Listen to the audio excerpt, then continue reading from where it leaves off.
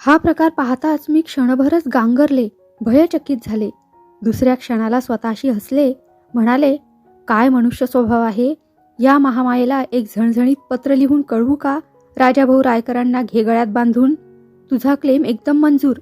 ते तुला मान्य करतात का एवढं समजून घे आधी. घंटा झाली. वर्गात जात असता मी स्वतःला म्हटलं, पण तुला हे विकत श्राद्ध कशाला पाहिजे. आई वडिलांना रायकरांच्याबद्दल काहीही सांगता येईल, नकारही देता येईल, त्याचं काय. माझा बेत असा होता. दैव आपला निराळा डाव योजित होते. यानंतर 2 दिवसांनी रविवार आला व एक सहज प्रकार घडला. आज मजकडे मंडईतून भाजी आणण्याचं काम आलं. 7:30लाच मी पिशव्या झुलवीत घराबाहेर पडले. मार्गात भेटली माझी नवीन विद्यार्थिनी श्यामा रायकर. दृष्टादृष्ट होताच दोघीही हसलो. तिचा नमस्ते मी स्वीकारला. मंडईत, मी विचारलं. तिनं जवळून चालत रुकार भरला. दोघीही बोलत चाललो. सहजच मी विचारून गेले, तुझ्या घरी कोण कोण मंडळी आहेत. आई वडील, आम्ही 4 भावंड, आमचे चुलते, श्यामा म्हणाली. आमच्या घरी याल एकदा. याच, मी सांगीन ताईला, आमच्या बाईंना बोलवूया म्हणून. ताई कोण. आमची आई. तिचं नाव अंबुताई, पण सर्वजण तिला ताईच म्हणतात. आम्ही मग त्याच नावानं हाक मारायला शिकलो. वडील काय करतात. श्यामा खेदमिश्रित स्वरात म्हणाली, ते पूर्वी शाळा मास्तर होते, पण 5 वर्षामागं त्यांना मोटार ॲक्सिडेंट झाला. कमरेखालचं त्यांचं अंग लुळं पडलं आहे, म्हणून ते घरीच असतात. पण आहेत मोठे उद्योगी. बसल्या बसल्या ते छापखान्यातील प्रूफ तपासण्याचं काम करतात. संसार चालण्या इतपत मिळतं त्यांना. चुलतीचं नाव काय, त्यांना मुलं बाळं. अगदी साळसूतपणानं मी विचारलं. श्यामा खुदकन हसली व म्हणाली, आमच्या काकांचं अद्याप लगीन व्हायचंय. आपल्या शाळेत ते शिक्षक म्हणून आले आहेत ना, ते पुढं वकील होणार आहेत. माझा संशय फिटला. श्यामेच्या चुलत्यांना अद्याप मी पाहिलं नव्हतं हे खरं, पण साक्रीकर बाईंशी त्यांचा विजोड असणार याविषयी मला शंका राहिली नाही. पण मिया बीवी राजी तो क्या करेगा काजी, ही म्हण मला आठवली. मनात ते चित्र उभं राहिलं. त्या बाईचा तो आवेश, ती धमकी, तो मुद्रा अभिनय, कठीण. मला हसू आलं. मी सहज समोर पाहिलं. साक्रीकर बाई समोरून येत होत्या. आम्हा दोघींकडे पाहत होत्या. मी किंचित थबकले. श्यामा खालच्या सुरात म्हणाली, साक्रीकर बाई. आम्ही दोघींनी त्यांना नमस्ते केला. त्यांनी तो न स्वीकारता मान फिरवली.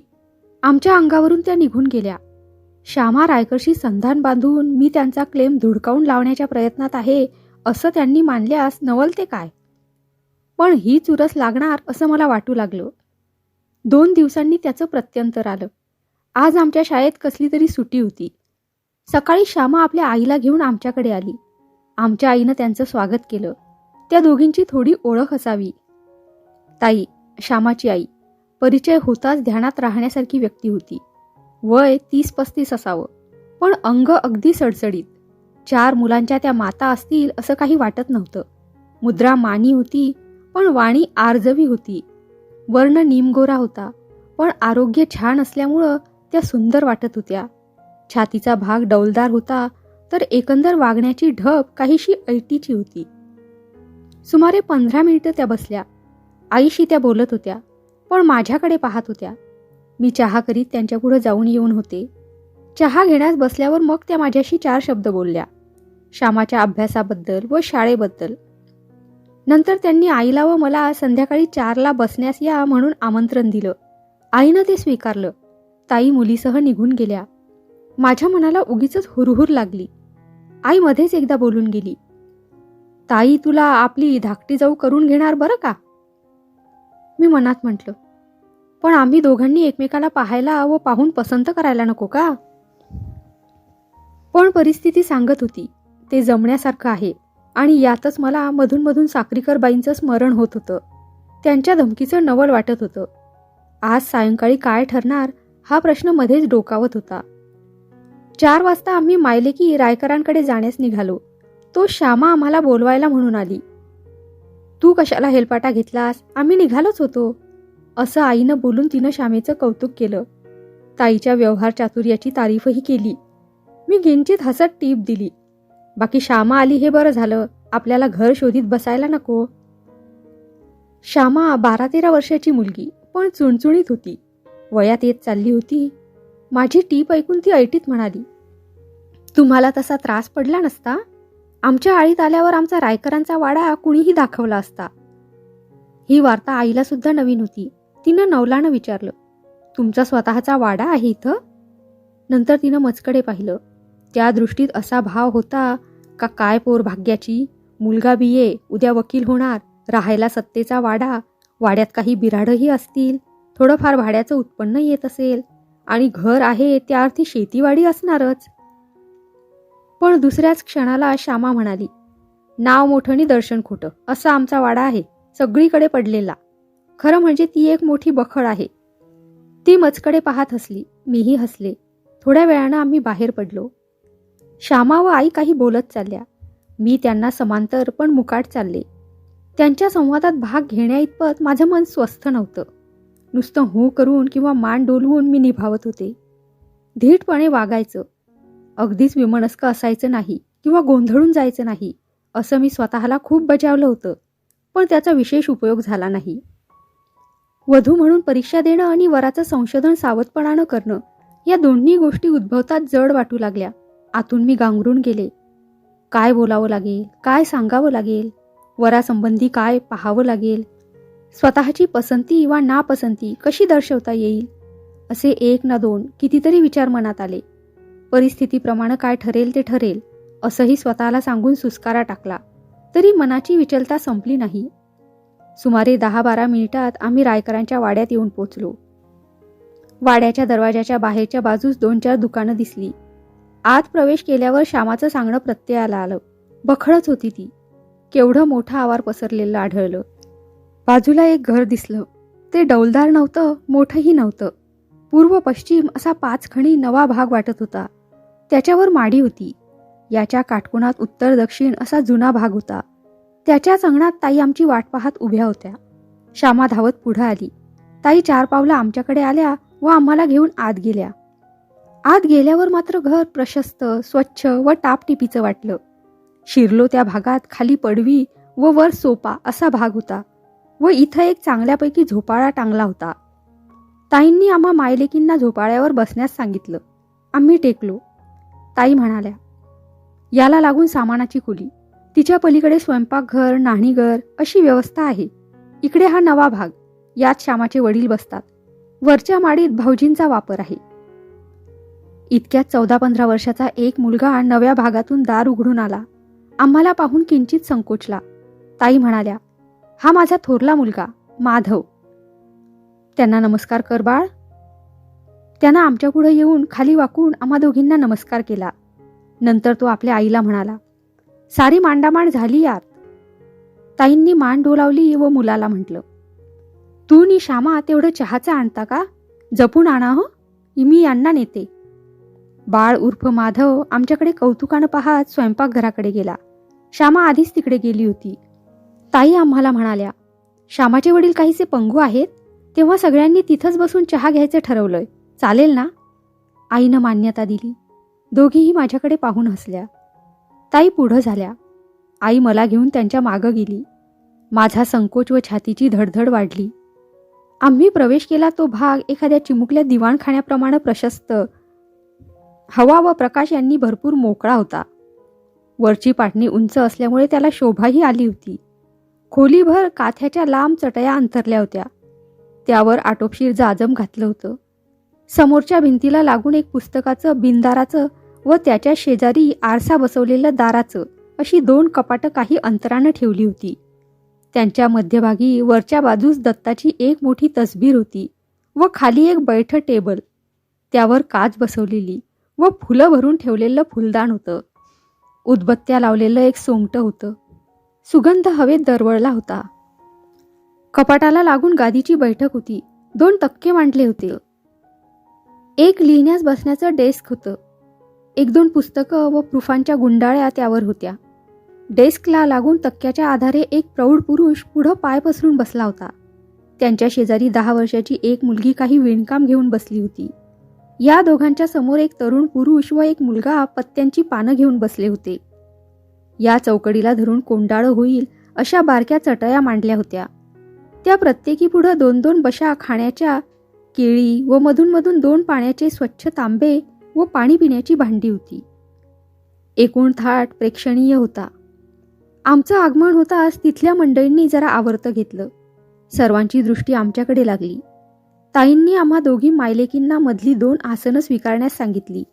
त्यावेळी तो प्रौढ पुरुष सुहास्य पण सौम्य स्वरात म्हणाला, या या, तुमचं स्वागत मला असं पडून करावं लागतं. निरुपाय आहे, पण आलात, आनंद वाटला. बसा बसा, घटकाभर बसू, गप्पा मारू. तेवढ्यात श्यामा व माधव चहाची तयारी घेऊन आले. आमचं कोंडाळं तयार झालं. ताईंनी हसत म्हटलं, ही 2 धाकटी मुलं आवळीजावळी आहेत, मधू व माधवी. हे राजाभाऊ, माझे भाऊजी. मुलं आपल्या वडिलांना आप्पा म्हणतात. आमची दोघांची काही क्षण एकटक दृष्टादृष्ट झाली. दोघंही किंचित हसलो. संकोचत दुसरीकडे पाहू लागलो. आमचं कोंडाळं असं होतं. आप्पा व राजाभाऊ, आम्हाला समोर त्या दोघात मधू.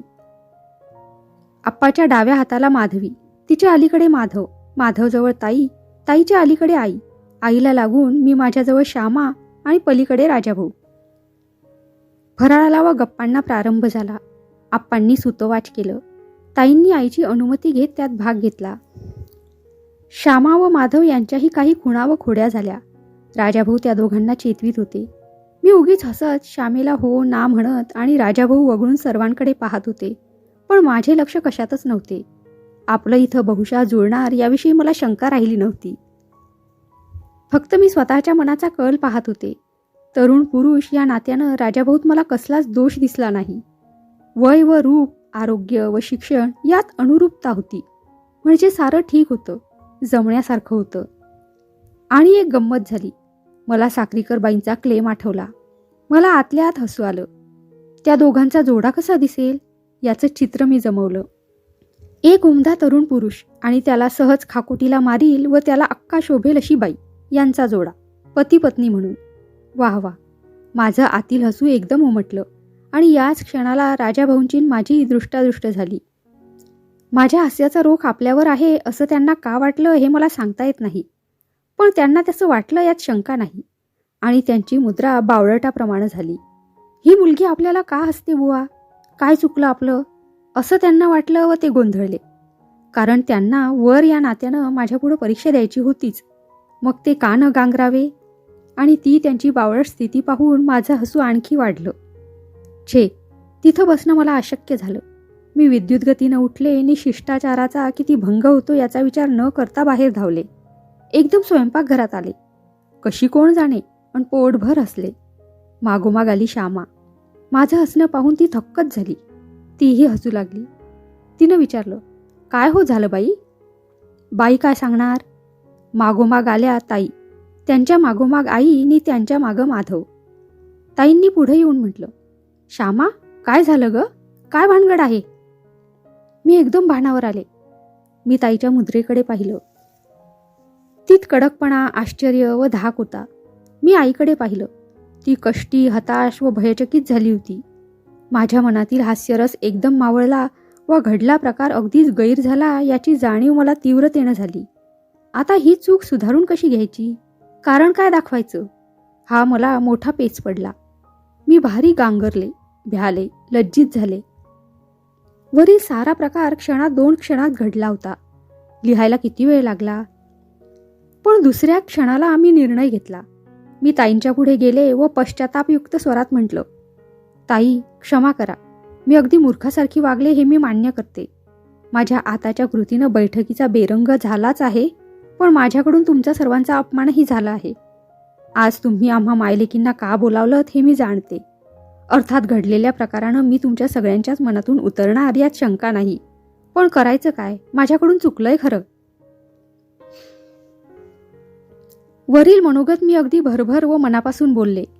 नंतर ह्याचा शेवट हुंदक्यात झाला. हसण्याचं हे दुसरं टोक होतं. क्षणच ताई चटकन माझ्याजवळ आल्या. त्यांनी मला जवळ घेतली व आपुलकीनं म्हटलं, छे, असं वाईट नको वाटून घेऊस, काही विशेष बिघडलं नाही. काही हसण्यासारखी गोष्ट घडली असेल म्हणून तू हसली असशील, नाही का. त्याचं काय एवढं. तुझा विनोद आम्हाला कळता तर छान झालं असतं. आम्ही पण हसलो असतो, नाही का आई. त्यांच्या या समजुतीच्या बोलण्यानं मला मोठा धीर आला. विशेष करून त्यांचं पाठीवरून हात फिरवणं आणि तुकारानं संबोधणं मला भारी आवडलं. मी किंचित बाजूला सरत म्हटलं, मला असं सांभाळून घेतलं तर किती छान होईल. माझ्या हसण्याचं कारण सांगीन मी तुम्हाला. कदाचित माझा तो आचरटपणाही असेल. जाऊ दे, ताई मध्येच म्हणाल्या. आता आपण असं करूया, मी पुरुषांचं पाहून येते. मग आपण इथंच बसू थोडा वेळ. आई, तुम्ही कुमुदसह बसा इथं. श्यामा, चल आपण खाण्याच्या बशा वगैरे इकडेच आणू. आम्ही दोघी मायलेकी राहिलो. आई म्हणाली, कुमे, काय ग तुझं हसणं आणि असं मध्येच पळून येणं? आपल्या ताई चांगल्या आहेत म्हणून, पण तू अगदीच खुळ्यासारखं वागलीस. आणि हे बघ, हे सगळं इथे ठीक दिसतंय, जुळण्यासारखंही आहे. यापुढं तरी जपून वाग हो. मला आता पुष्कळच धीर आला होता. मी आईला चुचकारीत म्हटलं, काळजी नको करू. ताईच्या मनातील किंतु मी काढून टाकते. आजच्या आजच. थोडं बोलणं बसणं झाल्यावर तू काहीतरी निमित्तानं जा पुढं. मी येते मागाहून. अगदी सर्वांना खुश करून येते, मग तर झालं. आईला ही योजना फार बरी वाटली. थोड्या वेळानं ताई, श्यामा, माधव, मधू, माधवी सगळी माणसं आली. मला मोकळेपणा वाटला. सुमारे 15 मिनिटं आम्ही मजेत घालवली. मग ठरल्याप्रमाणे आई निघून गेली व मी मागं राहिले. ताईंनाही ते बरं वाटलं. श्यामाही माझ्या मागं मागं घुटमळत राहिली. माधवी थोडी बुजट होती, पण तिनं चुलती पुतणीचं नातं बोलण्यात सहजच जोडून टाकलं होतं. थोड्या वेळानं आम्ही दोघीच आवारात एका पडक्या भागात दगडी जोतं होतं त्यावर जाऊन बसलो. मी मागं का राहिले आलं का तुमच्या लक्षात? मी ताईंना किंचित संकोचत विचारलं. ताई हसल्या व म्हणाल्या, तू आमच्या घरी आता येणारच आहेस, तेव्हा तुला काही मनमोकळेपणानं बोलायचं असेल असं मला वाटतं. तुझे वडील येऊन सारं बोलून गेले आहेत. भाऊजींनी तुला पूर्वीच पाहिलं आहे. आम्हा सर्वांना तू पसंत आहेस. तुझा विचार काय असेल तो खरा. आज तुला बोलावलं ते श्यामाच्या वडिलांनी पाहावं म्हणून. त्यांचाही नकार नाही. आता स्वतंत्रपणानं तुला काही बोलायचं सांगायचं असेल तर मनात ठेवू नको, स्पष्ट सांग. कारण आजचा निर्णय म्हणजे तुझ्या सबंध आयुष्याचा प्रश्न आहे. यावेळी भीड धरण्यात अर्थ नाही. मी त्यांच्याकडे किंचित हसत लाजत पाहिलं. नंतर बसलेल्या जोत्यावर बोटाने काही आकृती काढत म्हटलं, शंका घेण्यासारखं व नकार देण्यासारखं मला काही दिसत नाही. वडिलांनी सर्व पाहिलं ठरवलं आहेच, मग चिंता कशाची करू? पुढचं कुणी पाहिलंय आहे, त्यात आनंद मांडण्यात गंमत आहे, नाही का? एकच विचारावंसं वाटतं, विवाहानंतर नोकरी करण्याचं स्वातंत्र्य मला राहणार आहे का? तुला ते कार्य मनापासून रुचत असेल तर आमची कुणाचीही आडकाठी येणार नाही. आमचे राजाभाऊ स्वतंत्र विचाराचे आहेत. स्त्रियांचं आर्थिक स्वातंत्र्य त्यांना मान्य आहे, ताई शांतपणे म्हणाल्या. पण माझं मत तर तू 4 पैसे स्वतंत्रपणे मिळवावे असंच आहे. मात्र नोकरीच्या नादात संसाराकडे दुर्लक्ष न होईल यासंबंधी तुला प्रथमपासून जपलं पाहिजे. याचं स्मरण सतत ताजं राहील असं तू वागलं पाहिजेस. अर्थात हा धाक नव्हे व उपदेशही नव्हे. तुझ्या कर्तव्याला तू जागलं पाहिजेस हे सांगायचं. तुझं सौख्य त्यावर अवलंबून आहे. मी त्यांच्या हातात हात दिला आणि म्हटलं, तुम्ही मला वडील बहिणीप्रमाणे आहात. आताचं तुमचं हे सांगणं मी कधीच विसरणार नाही. लाईफ इज फॉर लिव्हिंग म्हणतात, पण त्याची योग्य ती किंमत दिलीच पाहिजे, नाही का? खरं आहे. ताईंनी अनुमती दिली. आता मनातला एक किंतू काढून टाकते. मी तेवढ्याकरता आता थांबले. माझं हे बोलणं ताईंना किंचित नवलाचं वाटलं. तेव्हा मी पुढे म्हटलं, मघा मी जे आचरटासारखं हसले त्याचा खुलासा करते. खरंच? ताईंनी सुहास्य म्हटलं. मी त्यांना घडलेला वृत्तांत इत्यंभूत सांगितला, न हसता सांगितला. ताईंना तो पटला. त्या म्हणाल्या, तुला हसू येणं स्वाभाविक आहे. साखरीकरबाई अर्धवट तरी असाव्या किंवा घायकुतीला तरी आल्या असाव्या. आपण त्यांनाही योग्य तो न्याय दिला पाहिजे. मनुष्य स्वभाव आहे हा. तू हे सारं विसरून जा. त्या बाईनं माझ्याकडे बरेच हेलपाटे घातले व भाऊजींचाही पाठपुरावा केला. तिला तोडून टाकण्याचं त्यांना साधलं नाही, यामुळे ती आशेत राहिली. तिला वाटलं आपण जिंकू, पण तिच्या धाकानं भाऊजी विवाहबद्ध होण्यास तयार झाले. नाहीतर त्यांना इतक्यात तो पाश नको होता. जाऊ दे, आपल्यापुरतं पाहूया आपण.